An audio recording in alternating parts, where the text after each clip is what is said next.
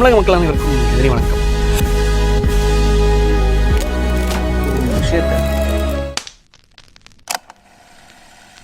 தமிழக மக்கள் அனைவருக்கும் எதிரி வணக்கம்.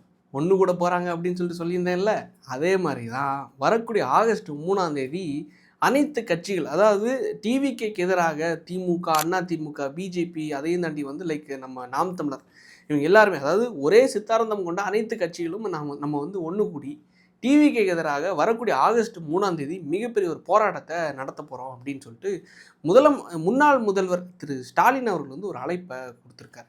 ஒரே சித்தாந்தத்தை சார்ந்த அனைத்து கட்சியினரும் அப்படின்னு சொல்லிட்டு. ஆக்சுவலாக எப்படி இது ஒரே சித்தாந்தம் அப்படிங்கிறது தெரியல. அதாவது திமுகவுக்கு நேர் எதிரான சித்தாந்தம் இது அதிமுக, அதாவது நேர் எதிரான கட்சி. திமுகவுக்கு நேர் எதிரான சித்தாந்தம் இது நாம் தமிழர். நாம் தமிழருக்கு எல்லாத்துக்கும் நேர் எதிரான சித்தாந்தம் இது, அது ஆரிய சித்தாந்தத்தை கொண்ட ஒரு கட்சி பிஜேபி.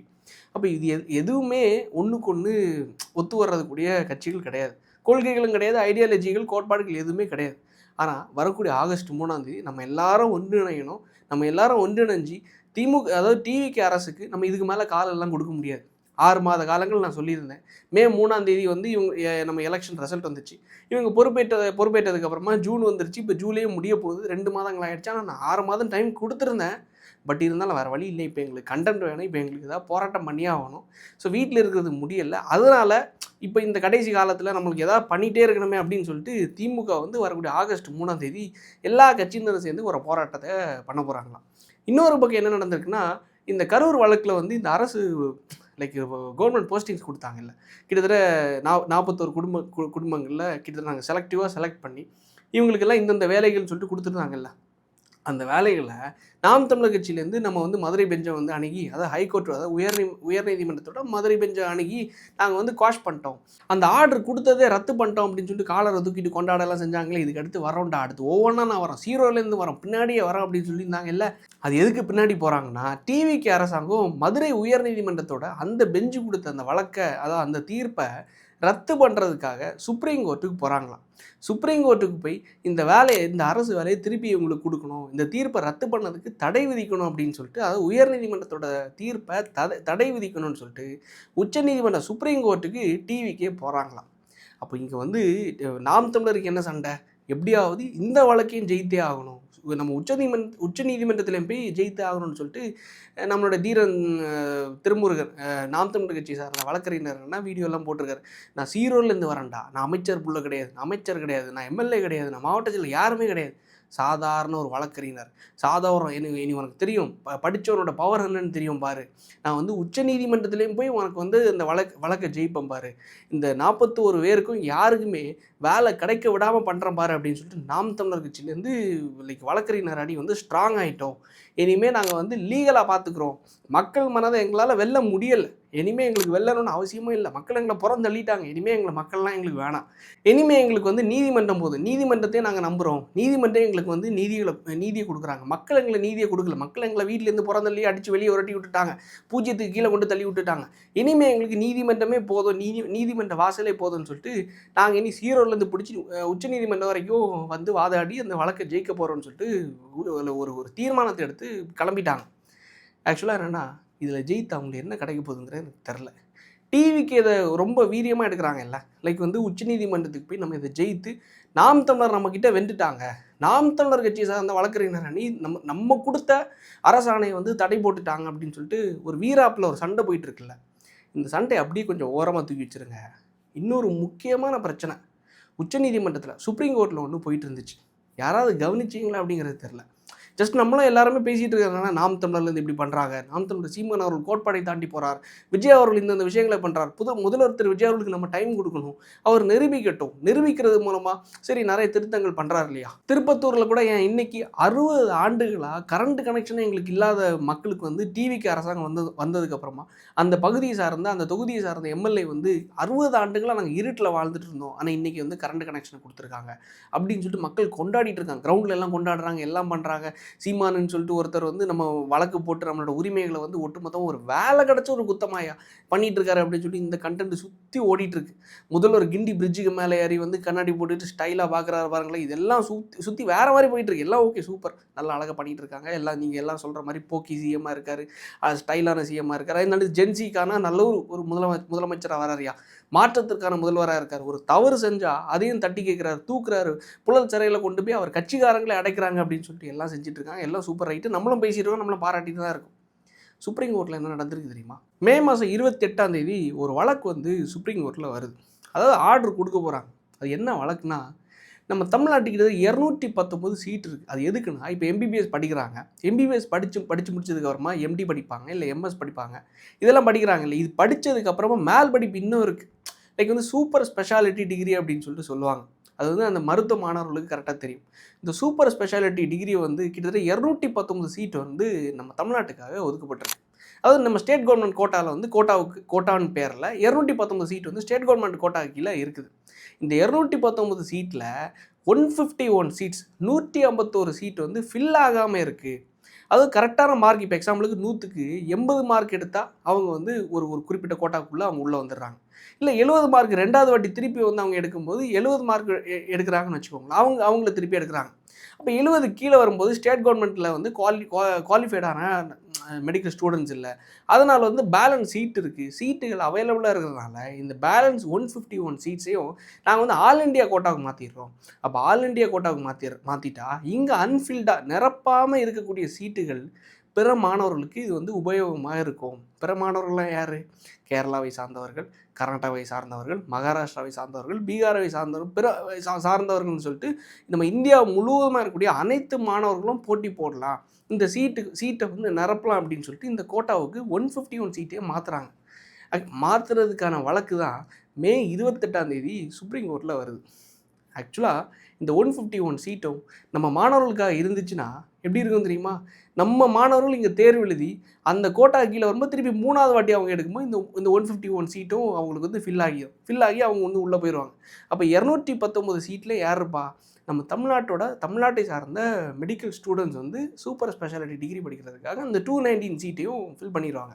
கரெக்டு தானே? அப்போ 219 சீட்டை தாண்டி 151 சீட் வந்து அன்ஃபில்டாக இருக்குது, நிரப்பப்படாமல் இருக்குது. நிரப்பப்படாமல் இருக்க காரணம் என்னென்னா, இங்கே வந்து குவாலிஃபைடான டாக்டர்ஸ் இல்லை. இருந்தாலும் அவங்க 3வது வாட்டி நாங்கள் இறங்கி வந்து அவங்கள தேர்வு செய்கிறதுக்கு எங்களுக்கு விருப்பம் இல்லை. ஸோ அந்த கோட்டாக்கு கீழே இவங்க இருக்கிறனால நாங்கள் வந்து என்ன பண்ணுறோம், இதை வந்து ஆல் இண்டியா கோட்டாவுக்கு மாற்ற போகிறோம். ஆல் இண்டியா கோட்டாவுக்கு மாற்றணும், எல்லாருமே பயனடைட்டுன்னு சொல்லிட்டு அந்த தீர்ப்பு தான் 28 மே 28 2026 வருஷம். ஏன் டிவிக்கு ஆட்சி பொறுப்பேற்ற அதே மாதம் தான் வர வந்துச்சு. அந்த தீர்ப்பில் என்ன நடந்துச்சு தெரியுமா?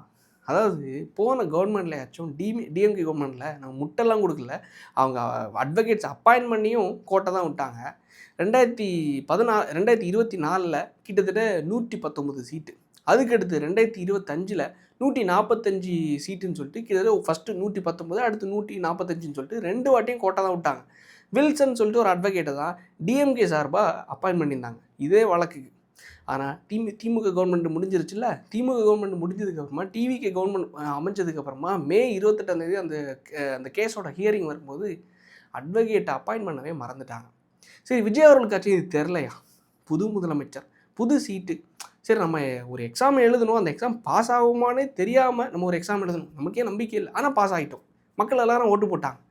சரி, புது சீட்டு, புது வாட்டி ஃபஸ்ட் டைம் முதலமைச்சர், ஃபஸ்ட் டைம் பொலிட்டீஷியனு, இந்த நிர்வாகங்கள், இந்த மெடிக்கல் கவுன்சிலு, இந்த கேஸு வழக்கு எல்லாமே புதுசு. ஸோ இதுக்கு முன்னாடி என்ன பண்ணிட்டு இருந்தோம், ஏதோ ஒரு வழக்கு வருதுன்னு வைங்களேன், அந்த வழக்கு ஏதோ ஒரு அட்வொகேட் வந்து நம்ம நியமித்து அந்த அட்வொகேட் அந்த வழக்கை பார்த்துட்டு இருந்திருப்பாப்புல, பர்சனல் அட்வொகேட்டாக விஜய் அவர்களுக்கு இருந்திருப்பாப்புல. ஆனால் இப்போது கவர்மெண்ட் ஃபார்ம் ஆகியாச்சு. கவர்மெண்ட் ஃபார்ம் ஆனதுக்கப்புறமா வழக்கறிஞர்களுக்காக இந்த லீகலாக ஃபைட் பண்ணுறதுக்காக வழக்கறிஞர் அணின்னு சொல்லிட்டு லீகல் விங்குன்னு சொல்லிட்டு ஒரு அணியே இருக்குது. அந்த அணியோட தலைவர் யாருன்னா மிஸ்டர் நிர்மல்குமார் அவர்கள். சட்டத்துறைக்கான அமைச்சர் யாருன்னா மிஸ்டர் நிர்மல்குமார் அவர்கள். இன்னொரு பக்கம் மருத்துவத்திற்கான அமைச்சர் யாருன்னா படித்த ஆஃபீஸராக இருந்தால் ஐஆர்எஸ் ஆஃபீஸர் அருண்ராஜ் அவர்கள். 2 பேரும் இருக்காங்க. 2 பேருக்கும் தெரில. முதல்வருக்காச்சும் தெரிலன்னு வச்சுக்கோங்களேன். இவங்க 2 பேருக்கும் தெரில. அருண்ராஜ் அவர்களுக்கும் தெரில, நிர்மல்குமார் அவர்களுக்கும் தெரில. 28 இந்த முக்கியமான கேஸ் வருது. இந்த முக்கியமான கேஸுக்கு 151 சீட்ஸ் இதில் நம்ம அப்பியர் ஆகாமல் அப்போஸ் பண்ணாமல் விட்டோம்னா 151 சீட்ஸும் ஆல் இண்டியா கோட்டாவுக்கு போயிடும். ஆல் இண்டியா கோட்டாவுக்கு போயிடுச்சுன்னா 151 சீட்டு நம்ம தமிழர்களுக்கு கிடைக்காது, அது எல்லாமே பிற மாநிலத்தை சார்ந்த ஸ்டூடெண்ட்ஸுக்கு கிடச்சிரும் அப்படின்னு சொல்லிட்டு இவங்க கொஞ்சம் கருத்தில் எடுத்திருந்தாங்கன்னா அந்த சீட்டு நம்மளுக்கே இருந்திருக்கும், நம்மளுக்கே கிடச்சிருக்கும், நம்ம மாணவர்களுக்கே கிடச்சிருக்கும். ஆனால் முதல்வருக்கும் தெரியல, அமைச்சருக்கும் தெரியல, அமைச்சர் சார்ந்த அதிகாரிகளுக்கும் தெரில, அருண்ராஜ் சுகாதாரத்துறை சார்ந்த அதிகாரிகளுக்கும் தெரில. சரி, அதாவது விட்டுருவோம். ஃபஸ்ட் டைம் கவர்மெண்ட்டு, இவங்க எல்லாமே ஃபஸ்ட் டைம் அமைச்சர்கள், ஃபஸ்ட் டைம் கவர்மெண்ட்டை நிர்வாகம் பண்ணுறாங்கன்னு வச்சுக்கோங்களேன். மே மாதமா, ஜூனை விட்டுருங்க, ஜூலை மாதம் 28 2 நாட்களுக்கு முன்னாடி, இன்றைக்கி 30 29 28 2 நாட்களுக்கு முன்னாடி இதே கேஸு சுப்ரீம் கோர்ட்டில் வருது. இந்த 151 சீட்ஸை நீங்கள் வந்து சப்மிட் பண்ணணும், ஆல் இண்டியா கோட்டாவுக்கு சப்மிட் பண்ணணும் அப்படின்னு சொல்லிட்டு வரும்போது, அப்போது டிவிக்கு கவர்மெண்ட் சார்பாக தமிழ்நாடை ரெப்ரசன்டேட் பண்ண ஒரு சீனியர் கவுன்சிலை அப்பாயின்ட் பண்ண இல்லை, மறந்துட்டாங்க. None of the senior counsel has been appointed அப்படின்னு சொல்லிட்டு கோர்ட் என்ன பண்ணிருச்சு, ஆர்டர் கொடுத்துருச்சு. 151 seat should be submitted to all India quota. Tamil Nadu அரசாங்கம் சப்மிட் பண்ணியே ஆகணும் அப்படின்னு சொல்லிட்டு. இப்போ என்ன ஆகும் தெரியுமா, 219 சீட்டில் 151 கழிச்சா, கம்மி பண்ணால், அதுதான் இனிமேல் சூப்பர் ஸ்பெஷாலிட்டி டிகிரி படிக்கிறவங்களுக்கு எம்பிபிஎஸ் எம்டியை தாண்டி சூப்பர் ஸ்பெஷாலிட்டி டிகிரியை படிக்கணும்னு விரும்புகிற நம்ம தமிழக மாணவர்களுடைய உரிமை ஒடுக்கப்பட்டது. அதாவது 219லேருந்து 151 கழிச்சா எவ்வளோ இருக்கும், கம்மியாக தான் செய்யுது. அப்போ நம்மளுக்கான சீட்டு நம்ம ஸ்டேட்லேயே நம்மளுடைய மெடிக்கல் காலேஜ்லேயே கம்மியாகுது. நம்ம மாணவர்களுடைய ரெப்ரசன்டேஷன் டோட்டலாக கம்மியாகுது. அப்போ நாளைக்கு படிக்கணும்னு விருப்பப்படக்கூடியவங்க வீட்டில் தான் இருக்கணும். அடுத்த வருஷம் பார்த்துக்கலாம், அதுக்கு அடுத்த வருஷம் பார்த்துக்கலாம். நல்ல மார்க் எடுத்தால் மட்டும்தான் அந்த கோட்டாக்குள்ளே போனால் ஃபஸ்ட்டில் இருக்கக்கூடிய அந்த 219க்குள்ளே அந்த 151 கழிச்சா அது எவ்வளோ இருக்கோ அந்த சீட்டுக்குள்ளே இவங்களுக்கு கிடைக்கும். பேலன்ஸ் இருக்கவங்க ஆல் இண்டியா கோட்டாவில் எல்லாருமே ஃபைட் பண்ணுவாங்க. கேரளாக்காரன் ஃபைட் பண்ணுவான், கர்நாடகாக்காரன் ஃபைட் பண்ணுவான், இல்லை பீகாரில் இருக்கக்கூடிய ஸ்டூடெண்ட்ஸ் ஃபைட் பண்ணுவான். அவங்க எல்லாரும் ஃபைட் பண்ணும்போது நம்ம மாணவருடைய மார்க் எந்த அளவுக்கு அங்கே ஈடாகுதோ அவங்களுக்கு தான் அங்கே சீட்டு கிடைக்கும். ஆல் இண்டியா கோட்டான்னு வரும்போது எல்லாருமே அதில் வந்து போட்டி போடலாம். ஆனால் ஸ்டேட் கோட்டான்னு வரும்போது 219 சீட்டும் தொக்கா நம்மளுடைய தமிழக மாணவர்களுக்கு. இப்போ என்ன தெரியுமா, அந்த 219ல் 151 சீட்டு ஆல் இண்டியா கோட்டா, எல்லாரும் போட்டி போடலாம். கேரளாக்காரன் யார் வேணாலும் உள்ளே வரலாம். இப்பேற்பட்ட விஷயத்தை அசால்ட்டாக ஹேண்டில் பண்ணி கோட்டை விட்ட டிவிக்கு அரசாங்கம். இவங்களை என்னன்னு சொல்கிறதுக்கு சத்தியமாக சரி, ஓகே, புது கவர்மெண்ட்னால இவங்களுக்கு தெரில, அமைச்சர்கள் எல்லாம் புதுசுன்னு வச்சுக்கலாம். அதிகாரிகள் வந்து எல்லாம் பழைய அதிகாரிகள் தானே. இதுக்கு முன்னாடி சுகாதாரத்துறையில் இருந்த அதிகாரிகள் அதே போஸ்டிங்கில் இருக்காங்க. இதுக்கு முன்னாடி சட்டத்துறையில் இருந்த அதிகாரிகள் அவங்களும் அதே போஸ்டிங்கில் இருக்காங்க. ஸோ இப்போ எல்லா அதிகாரிகளே அதே போஸ்ட்டில் இருக்கும்போது அவங்களாச்சும் எடுத்து சொல்லணும்ல, சார் இந்த மாதிரி கோர்ட்டில் முக்கியமான வழக்கு கொண்டு வருது சார், இதை நம்ம வந்து கொஞ்சம் இன்டிமேட் பண்ணி சீனியர் கவுன்சிலை நம்ம என்கேஜ் பண்ணணும் சார், சீனியர் கவுன்சிலை அப்பாயிண்ட் பண்ணணும் சார் அப்படின்னு சொல்லிட்டு லாஸ்ட் மினிட்லேயாச்சும் போய் சீனியர் கவுன்சிலை போய் என்கேஜ் பண்ணியிருக்கணும்ல. எதுவுமே பண்ணல. இதுக்காக தான் திமுக வரக்கூடிய ஆகஸ்ட் 3 நாங்கள் பெரிய ஒரு போராட்டத்தை பண்ண போகிறோம், பெருவாரியான ஒரு மிகப்பெரிய ஒரு போராட்டத்தை டிவிக்கு எதிராக பண்ண போகிறோம் அப்படின்னு சொல்லிட்டு ஒரு போராட்டத்தை எடுக்க போகிறாங்களா. இப்போவாச்சும் டிவிகே கவர்மெண்ட் தயவு செஞ்சு முதல்வர் விஜய் அவர்களுக்கு இதெல்லாம் தெரிஞ்சிக்கிறதுக்கு வாய்ப்பு இல்லை. தயவு செஞ்சு மக்கள் கொஞ்சம் தெரியப்படுத்துங்க. இல்லைன்னு வைங்களேன், அவங்களுக்கு ஈஸியாக கண்டென்ட் ஆகும். மாற்றத்திற்காக வராங்க, எல்லாம் ஓகே, மாற்றம் பண்ணுறாங்க. 60 ஆண்டுகளை கரண்ட் இல்லாதவங்களுக்கு எலக்ட்ரிசிட்டி ஃபெசிலிட்டி பண்ணி கொடுக்குறாங்க. ரோடு இல்லாதவங்களுக்கு ரோடு போட்டு கொடுக்குறாங்க. ஒடுக்கப்பட்ட மக்களுடைய பிணத்தை உடலை எடுத்து போக முடியாத பல ஊர்களுக்குள்ள சாலை அமைச்சு கொடுக்குறாங்க. சின்ன சின்ன விஷயங்கள் அங்கங்கே பண்ணுறாங்க, எல்லாம் ஓகே, ரைட்டு, லஞ்சத்தை ஒழிக்கிறாங்க, எல்லாம் பண்ணுறாங்க. ஆனால் முக்கியமான விஷயங்களில் கோட்டை விட்டுறாங்க. ஏன் இப்போ கூட அப்பாயின்ட் பண்ணாங்க, வந்து அந்த கரூர் மக்களுக்கு அப்பாயின்ட் பண்ணாங்களே, சாதா ஒரு அட்வொகேட்டு போய் உடச்சி விட்டாப்புல. ஸோ இதுக்கான முக்கிய காரணம் என்னென்னா வேறு ஒன்றும் கிடையாது. சட்டத்துறையிலேருந்து இந்த கவர்மெண்ட்டை ரெப்ரசன்டேட் பண்ண இந்த பிபிஜிபின்னு சொல்லிட்டு நேற்று கூட இதை பேசியிருந்தோம். ஆடு திருடுனவங்களெல்லாம் இந்த மாதிரிப்பட்ட குட்காவுத்தவங்களையும் அரசு வழக்கறிஞர்களாக நியமித்தா அவங்களெல்லாம் என்ன தெரியும், ஒன்றுமே தெரியாது. மக்கள் நீங்களாச்சும் தயவு செஞ்சு தெரியப்படுத்துவீங்க என்று நம்பி விடைபெறுகிறேன். நாளைக்கு அடுத்த வீடியோவில் சந்திப்போம். நன்றி, வணக்கம்.